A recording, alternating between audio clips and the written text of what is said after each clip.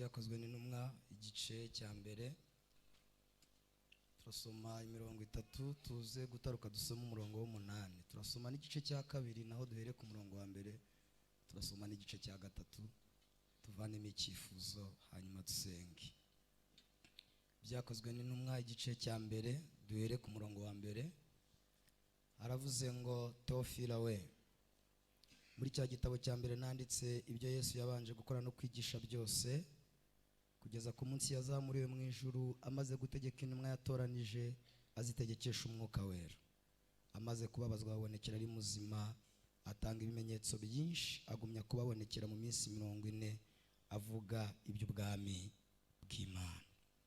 Ku murongo w'8 haravuze ngo icyakora muzahabwa imbaraga umwuka wera nabamanukira, kandi muzabagabo bo kumpamya Yerusalemu ni Yudaya yose ni Samariya no kugeza ku mpera y'isi. Igice cya kabiri, umunsi wa Pentekote usohoye bose bari hamwe mu mwanya umwe bahuje umutima, nuko umuriri ubatungura uvuye mu ijuru umeze nk'umuyaga uhuha cyane ukwira inzu bari bicayemo. Haboneka indimi zigabanije zisa n'umuriro, ururimi rujya ku muntu wese wo muri bo. Bose buzuzwa umwuka wera, batangira kuvuga izindi ndimi nk'uko umwuka yabahaye kuzivuga. Nimwihangane dushyireho n'igice cya gatatu. Nuko Petero na Yohana barazamuka bajya mu rusengero mu gihe cyo gusenga, aricyo saa 9. Hariho umuntu wavutse arema y'ibirenge, yarahekwaga agashyirwa ku irembo ry'urusengero ryitwa Ryiza kugira ngo asabirize abinjira mu rusengero. Abonye Petero na Yohana bagiye kwinjira mu rusengero, arabasaba ngo bamuhe. Petero na Yohana baramutumbira. Petero aramubwira ati uturebe, abita hagira ngo hari icyo bamuha. Petero aramubwira ati ifeza n'izahabu ntabyo mfite, ahubwo icyo mfite ndakiguha mu izina rya Yesu Kristo w'i Nazareti, haguruka ugende. Amen. Haleluya. Haleluya. Kumutangikirije mwesera. Haleluya. Nitwa Irabizi Samueli, ndubatse, mfite umudamu nkagira n'abana, ndi umukristo mu rurembo rwa Nyabisindu, nsengera Gahogo kuri ADPR.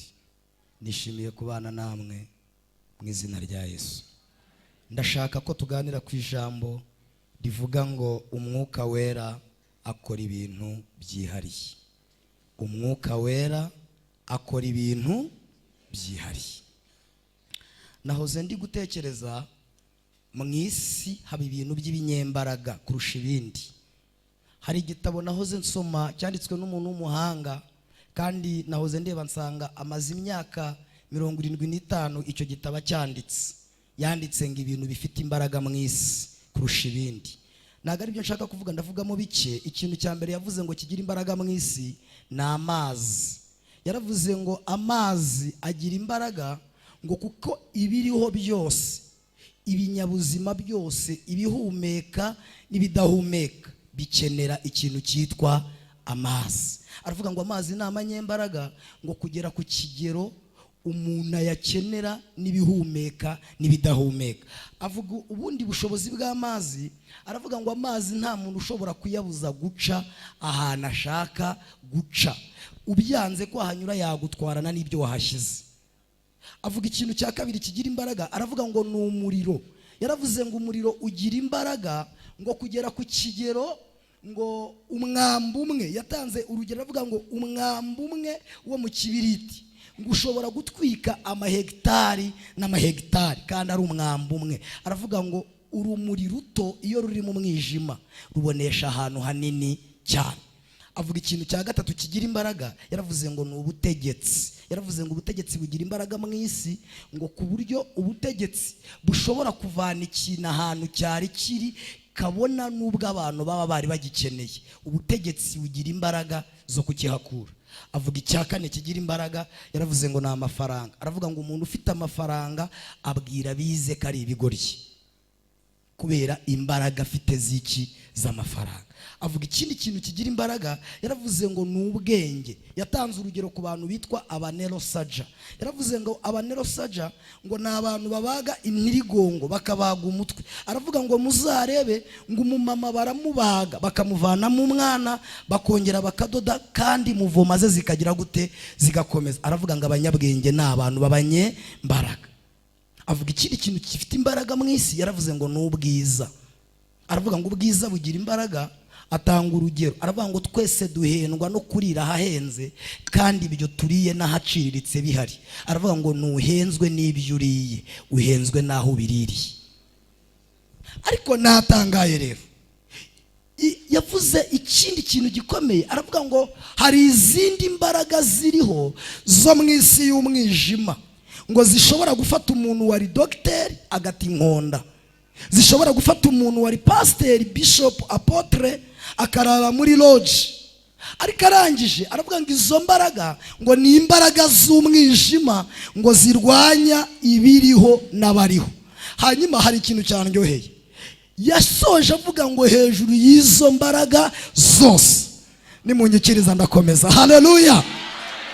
Yaravuze ngo hari izindi mbaraga ngo zikontorora, zitegeka, ayiwe, haleluya, ngo zitegeka izo mbaraga zose, nta zindi, ni za Mwuka Wera. Mbibutse iki? Yesu yabaye mu isi abana n'ibi binyembaraga mvuze byose, abana n'abize n'abatarize, abana n'abakomeye n'aboroheje, abana n'abavuga indimi n'abatazivuga, abana n'abadogiteri n'abatarabadogiteri. Agiye gupfa aravuga ngo niki nasigira itorero kiremereye kurusha ikindi. Aravuga ngo nimba asigira amafaranga azahomba, nimba asigira ubutegetsi bazabubambura, nimba asigira amasambu bazayabanyaga, nimba asigira ubwiza buzasaza. Areba ikintu yasigira itorero. Arangije atanga komande mu ijuru yitwa Mwuka Wera. Aravuga ngo reka mbasigire Umwuka Wera. Haleluya. Ndumva mwanyemerera tugashima iyi komande twahawe.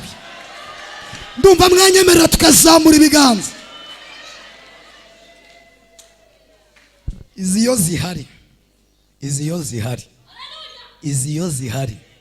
zigenzura ikintu icyo ari cyo cyose. Iziyo zihari zikuraho indi minara iyo ari yo yose. Bibutse mu ijuru, mu isi, muri iki gihugu cyacu haba ubugenzacyaha bwitwa RIB. Mu ijuru haba ubugenzacyaha bwitwa Mwuka Wera. Ndashaka kuvuga ibintu umwuka akora byihariye bigera kuri 5, hanyuma tugasenga. Ikintu cya mbere umwuka akora cyihariye, umurimo wa mbere wa mwuka ni ukwemeza abantu iby'ibyaha byabo. Uwo ni wo murimo we wa mbere, ni ukukwemeza. Muzi impamvu? Kwemeza abantu ni ibintu biremereye ku kigero gikomeye. Kugira ngo uzemeze umuntu ko ari umunyabyaha bisaba kujya mu rukiko, nabwo ukaba ufite ibimenyetso. Kugira ngo uzemeze umuntu iby'ibyaha ni ikintu kiremera. Ariko ikintu nkundira mwuka aremeza.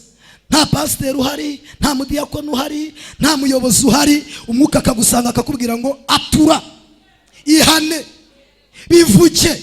Ukabona umuntu mu ikote rihenze, mu cyubahiro gihenze, arapfukamye, umwuka amwemeje.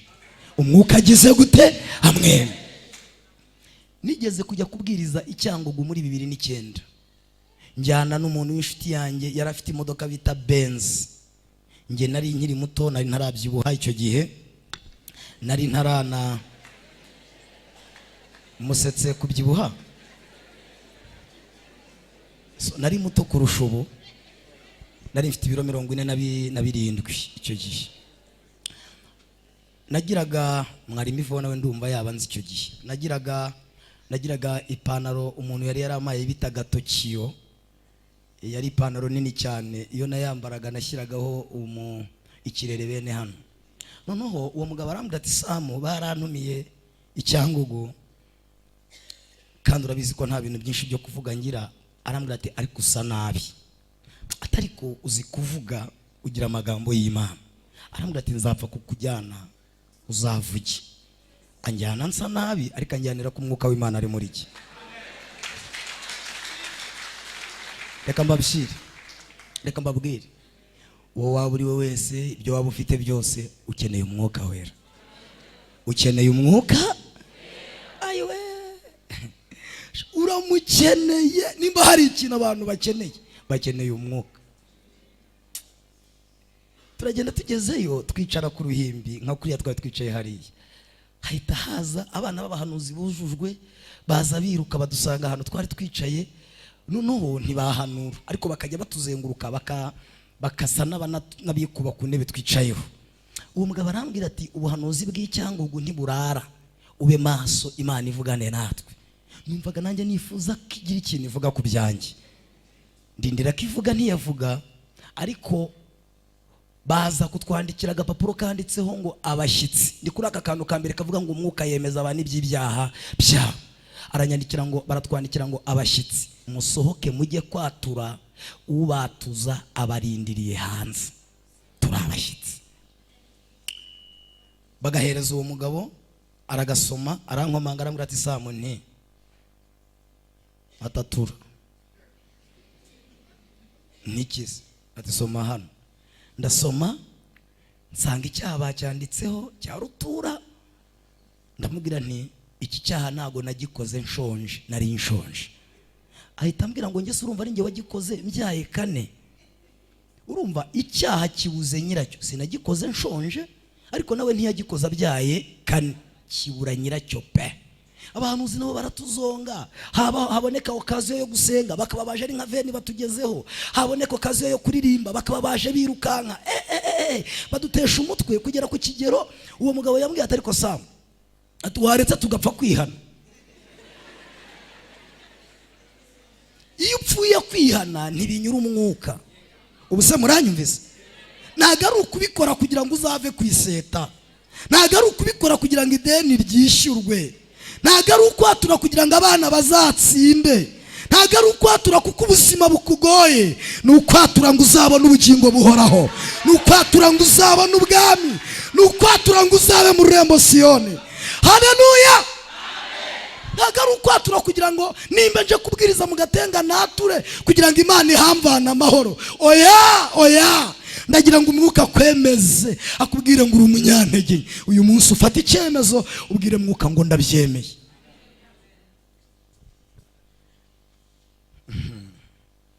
Biranga, kwaturaranga, nanjye ndanga.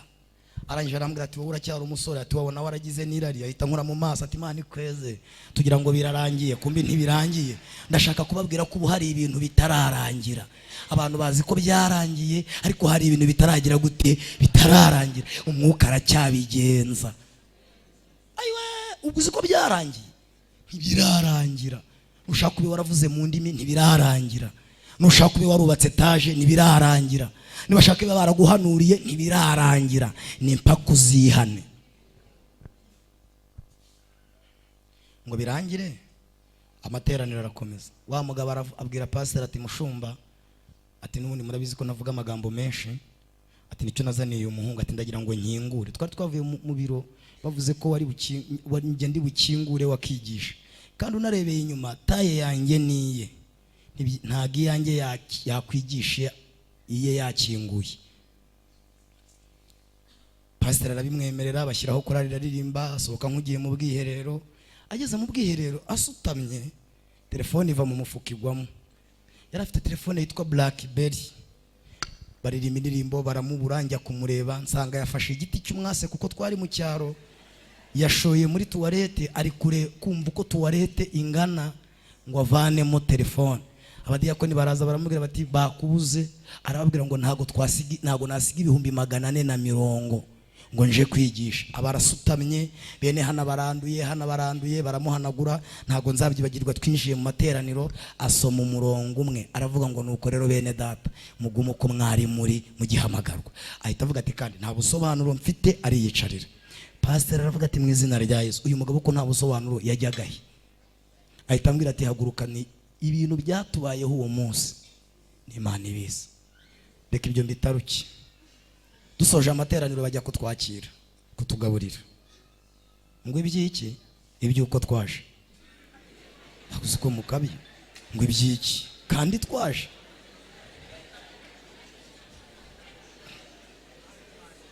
Murakoze. Bagiye kutwakira, ameza narayarebaga ateretseho ibyo kurya, yari amasorori nk'8. Sinzi ahantu akana kacomotse, umwuka aremeza kaza kiruka gakubita kuri ya meza karavuga ngo umwuka w'Imana aravuze ngo murarya mumaze kwihana. Kavuga mu ndimi, kavuze mu ndimi, isorori ya mbere kayijyana mu cyumba, kavuga mu ndimi karagaruka gatwara, karazitunda isorori, karazitunda zirahashira. Ibyo bintu byose umwuka akoze, ni mu nyumva icyo ashatse kuvuga. Ibyo bintu byose umwuka akoze ni ukugira ngo atwemeze. Yego, ibi bintu umwuka ubona ari kugukoraho ni ukugira ngo akwemeze wihane. Nagiye kubona abantu umushumba wari uri muri pasiyo, yari umusaza avuze mu ndimi n'undi avuga mu ndimi. Nanjye icyo gihe narazivugaga ariko ntizaza. Bavuga mu ndimi, bavuga mu ndimi, bavuga mu ndimi. Mbona bayoye umugabo yari yambaye karuvati, ngi icyo gihe karuvati nayo nagiraga. Yari yambaye kositimu y'iforongo, yari umugabo munini. Nimba hari ikintu nabonye, umunyacyaha agira intege nke. Baramuyoye, baramuzunguza n'inda, baramuzunguza yatebeje, baramuzunguza na karuvati, baramuzunguza na kontake, baramuzunguza afite bizinesi. Ninjye wari uzi icyubahiro afite. Hari igihe umwuka azakuzunguza, umwuka hari igihe ayiwe, ubwo rero uzi ko bizarangiriraho. Baramuzunguza, baramuzunguza, data wa twese. Ngiye kubona mbona banaze hejuru, baramurekura. Ndavuga nta bantu bakubise uyu mugabo hasi, nanjye ntibari bumbabarire. Nabonye impamvu yari rya jambo rivuga ngo ntimukifatanye, nararibonye. Kugendana n'inkozi y'ibibi nabonye ingaruka. Ndavuga ntireka ndyame, nibazanjye barasanga naryamye. Uwo mugabo yarihannye, atubwira ko yabyaye abana 2 hanze. Umwe agize imyaka 6, undi agize 4. Ubu abantu bari harimo ababyaye kandi mukivuga mu ndimi, kubera ko twana tuba kure. Tumwe turi mu Burundi, utundi turi muri Kongo, utundi turi muri Tanzania, utundi turi ku Gikongoro. Muzi ko byarangiye. Ntago biragira gute, birarangira. Ntago birarangira, kuko hari akana kari kuvuga ngo papa yarantaye. Iyo avuze ngo papa yarantaye, kirongera kikaba gishya. Ntabwo byarangira. Kandi nimba hari ikintu nabonye, icyaha ni ikigome, kikwirukansa nta muntu uri inyuma. Uzi ko umuntu yihisha akabona baramureba akongera akajya kwihisha ahandi kubera icyaha. Umwuka kwemeza. Hari akantu umuvanyemo. Icya kabiri umwuka akora cyihariye, ararwana. Agira ate? Ko muvuze gake, agira ate? Iyo mvuze kurwana, simba mvuze ngo nukuza akaguteragura ibipfunsi. Oya, agira ukuntu arwanirira abakiranutsi. Muranyumvise? Ku buryo ashobora kurwana intambara wowe utazi. Niyo mpamvu naje kubwira abantu bo mu Gatenga, ninde muri mwe ufite imbaraga zo kwirwanira ngo tumugurire amajezi? Mwasohotse mu ntambara, mwasohotse mu ntambara, tukitaza, tukareba ukuntu umwuka arwana. Haleluya! Yigeze yabwira Didiyoni, aramubwira ngo Didiyoni, aba bantu inzovu n'ibihumbi bareke, nzarwana, nge nawe nzagushyigikira, uzanesha abamidiyani, nkunesha umuntu. Narinje kukubwira ngo umwuka uku kwezi kwa 11 n'ukwa 12 azakurwanirira, azakurwanirira. Ababyizeye mutere haleluya. Icya gatatu, umwuka atanga ibyishimo byuzuye. Umwuka wera atanga ibyishimo. Kera nari nzi ko umuntu ariye ibiryo yakwishima, kuko nibyo nari nkennye. Numvaga nindya, nkabona umuceri, nkabona ifiriti, nkabona inyama, nkabona cyayi cy'amata, nkabona nzishima. Ndabibona. Muri Covid narabyibushye, ndabyibuha, nzaninda, navuga nkagita nahagira, njya kubyivuza. ngeze kwa muganga banshyira ku kintu ngo gipime uburebure. Nkigiyeho dogiteri arambwira ngo ukuntu ureshya ni kungana n'ibiro. Arambwira ati kandi mbonye urya mu kajagari. None nkagira ngo akajagari avuga nako muri karitsiye ati ati mbonye uryana kavuyo. Arambwira ngo ntibabitera urushinge ntibabiha ikinini ngo nuko ujya mbyuka nkiruka. Ni atuzajya ubyuka wiruke. Ndataha nshyiramo reveye mbwira umudamu nunzindure. Saa 9 umudamu arankomanga ati shene ati byuka wiruke. Ni ndabyuka ndiruka nari nyituye Musambira ngera mu Gaperi ndishimagura ntega moto ndataha. Isi ndashaka kubabwira ko isi nta byishimo ifite. Ubuse murabyumvise? Isi ubwo uraho uvuga ngo boss nibamwirukana ngo ugafata umwanya ngo nibwo uzishima, uzahangayika. Ubwo uraho uvuga ngo nubyara abana 7 nibwo uzishima, ubafite yasaza. Uraho uvuga ngo nugira egitorosi nibwo uzishima. Hari uherutse kuntwara mu modoka agenda avuga ngo byanze kuvamo atwaye imodoka. Umwuka wera agira ukuntu acomeka muri prise, akaguha ibyishimo nta kazi, akaguha ibyishimo nta mafaranga, akaguha ibyishimo ukodesha, akaguha ibyishimo utarabyaye, akaguha ibyishimo abantu batagukunda. Ayiwe, ndahanuye muri aya masengesho umwuka wera aguha ibyishimo byuzuye. Umwuka wera aguha ibyishimo byuzuye, atanga ibyishimo byuzuye. Umuntu umwuka yanejeje aruta uw'amafaranga yanejeje. Umuntu umwuka yanejeje aruta uwanejejwe n'ibindi bintu. Hari ibintu mujya mukereye ngo byo kwishima ariko ukabona ntibifatika. Baby shower, bloody shower, happy birthday, mugenda muhimba ibintu nyine ngo mwiremere ibyishimo. Ariko se buri wumva wishima rimwe mu mwaka cyangwa washingiwe ubuze n'udashyingirwa ko babikorera se ababyaye n'utabyara.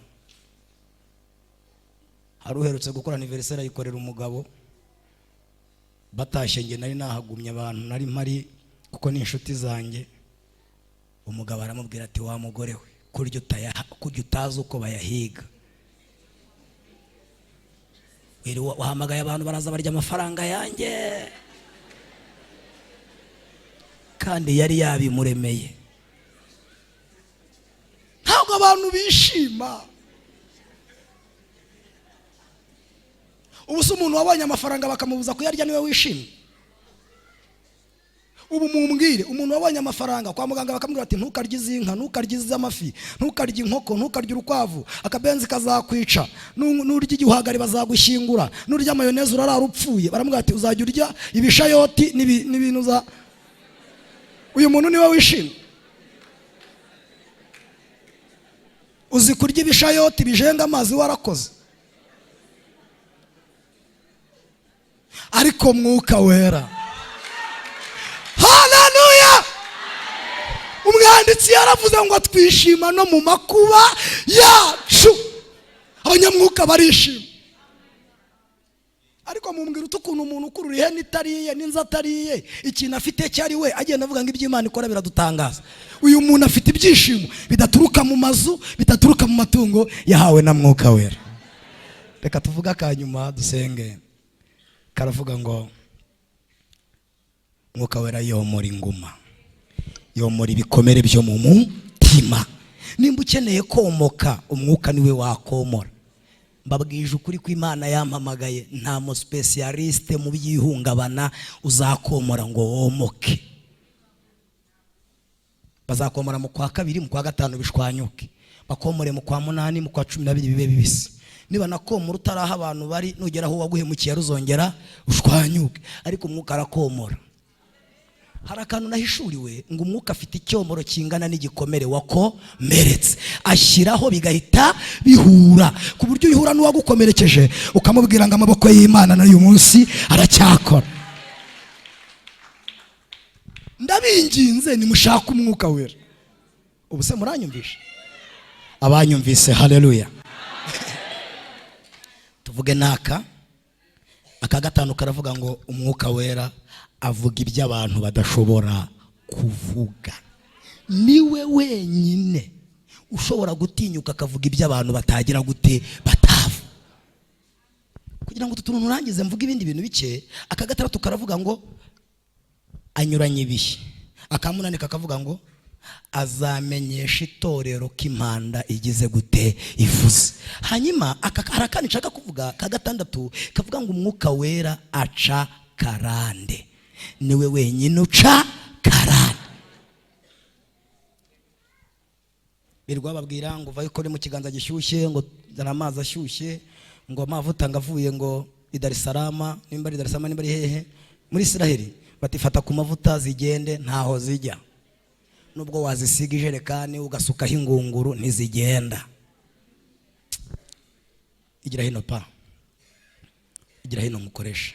Zana nako gatebe wari wicayeho, tebuka cyane turebe ko twakwigishaje nawe. Ni wewe wicaye imbere, gatere hano, iyicarire bisanzwe, wegeranya amaguru.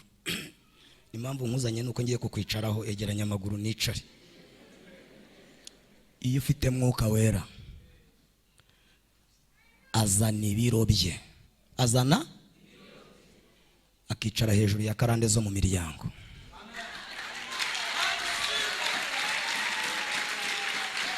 Haleluya.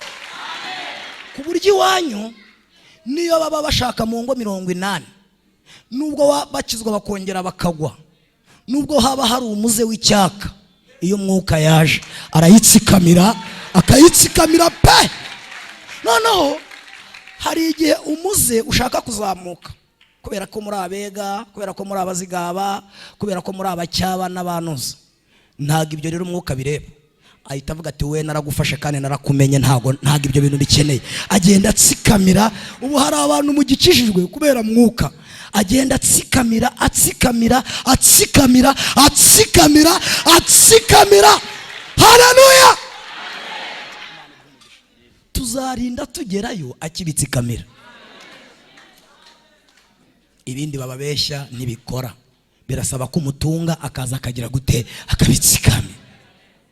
Petero na Yohana bageze kuri rirembo ryitwa ryiza, ngo bahasanga ikintu Bibiliya yakise ikirema, ngo cyari gitunzwe no kwicara gisabiriza. Iki kirema ngo kibabonye kiravuga kitaba abahungu, barareba nk'abantu bafite ubushobozi, ngo kirabasaba. Ngo Petero na Yohana barakibwira bati uturebe, ngo kibitaho kigira ngo hari icyo babaha. Ariko aba bahungu bari bamaze iminsi bakomotse mu cyumba, ubwo mwabivuze mwese, mu cyumba baka. Rya jambo mwasomye rivuga ngo ibimenyetso by'abizera ngo bizagendana, ngo basohoka baka, bajya mu rusengero baka, bafite ibihe bya mwuka. Ngo Petero arakibwira ati umva wa mugabo we, nagahereyeho kandi aka kantu mvuze, nta feza dufite. Muranyumvise? Nta n'izahabu dufite, ariko dufite ikintu kiruta ifeza, tukagira ikintu kiruta izahabu, tukagira ikintu kiruta imyambaro. Mu izina rya Yesu w'i Nazareti haguruka ugende. Ngo bagifata ukuboko, ngo baragihagurutse, ngo ako kanya ibirenge byacyo n'ububombagari bwacyo ngo birakomera, ngo kinjira nabo kitera hejuru. Narinje kukubwira ngo umwuka wera azaguhagurutsa. Narinje kukubwira ko umwuka ari gukora ibintu byihariye n'ibintu bimaze igihe byararemaye, abiha ubuzima, abiha ubuzima. Ndashaka kuvuga akantu rero. Uyu mwuka arabenga. Agira ate? Ko mutabivuze mwese, agira ate? Ntapfa kuza. Ukiri ibandi ntiyaza, ukiri maraya ntiyaza, ukiyoberanya ntiyaza. Dufite ikibazo cy'uko abantu bashaka kwiga igare bakuze. Nta muntu wiga igare akuze. Imyaka uyu mugabo nicaye hagize ntiyakwiga igare. Uzi impamvu? Ahantu baryigira ntiyajyamo. Igare baryigiramo hasi. Ahantu bigira igare ntiyajyamo. Hari ibintu bitatu udashobora kwiga ukuze: igare, igifaransa n'ikinyabupfura. Byakugora kubimenya ukuze. Ubu se umuntu ungana nkanjye wamwigisha gupfuna? Itorero rirakenye, rirashaka gutunga iby'isi itunze, kandi ubundi itorero ryari rikwiriye gutunga ibintu isi itagize gute, idafite.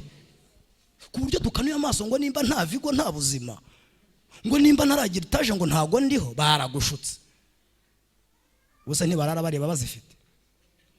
Wayigira ni byiza ariko ukagira na mwuka. Mumbwira ukuntu umuntu acirira imbwa, akubaka korutire, agashyiraho senyenge, agashyiraho sonori, agashyiraho umuzamu, akarya mayoneze, akarya salade, akarya potage, agashyiraho na macedoine, akarara areba aryamye mu mashuka y'umweru, akabwira Sharate nta bintu wumva, nta bintu urimo kumva. Ibi bintu wumva ni ikibazo cy'uko nta mwuka.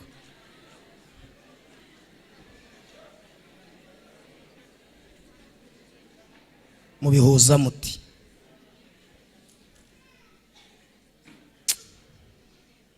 Dugomba gutunga ibintu isi ko itagize gute, nyuma y'amafaranga, nyuma y'imodoka, nyuma y'icyubahiro, nyuma y'amashuri, mwongereho akantu isi itagize gute, idafite, kitwa mwuka wera. Azabamenyesha ibyo data atasize avuze. Azababwira ukuri kose. Abantu bari mu gihirahiro, bizagenda bite? Ibi bintu biragenda bite? Ni ikibazo cya mwuka. Abantu bafite mwuka uko bizagenda bagize gute, barakuzi. Umwuka baha amakuru. Nimwakire neza ijambo ry'Imana. None ndashaka ko twibaza akabazo. Uramufite? Cyangwa nawe usengera batarawuzura nawe ntawe ugira? Turabagira. Bati tugiye mu mwanya wo gusengera badafite umwuka. Atabadiyakoni bose baza, n'utawugira nawe agahitaza. Uburi ubujyahe? Nawe uraje ntawe ugira. Umwuka wera ni ikinege. Ntagira mukuru we, ntagira murumuna we, ntagira nyina wabo, ntagira se wabo, niwe wenyine. Ndashaka gusengera abantu bifuza imigisha yo muri Kristo ariko bashaka guhura na Yesu. Abo bantu nibo bonyine ngiye gusengera. Nyuma turaza kugira icyifuzo tubwira Imana ngo usuke. Mwari muzi ko tuzabyiga kuri Pentecote, tubigize ubu. Tugiye kubwira Imana ngo mu mpera z'uyu mwaka dusukira ikintu cyitwa umwuka wera. Hari abantu bagize icyo cyifuzo ngo bavuge ngo amen. None hombeka amaso gato. Waraguye.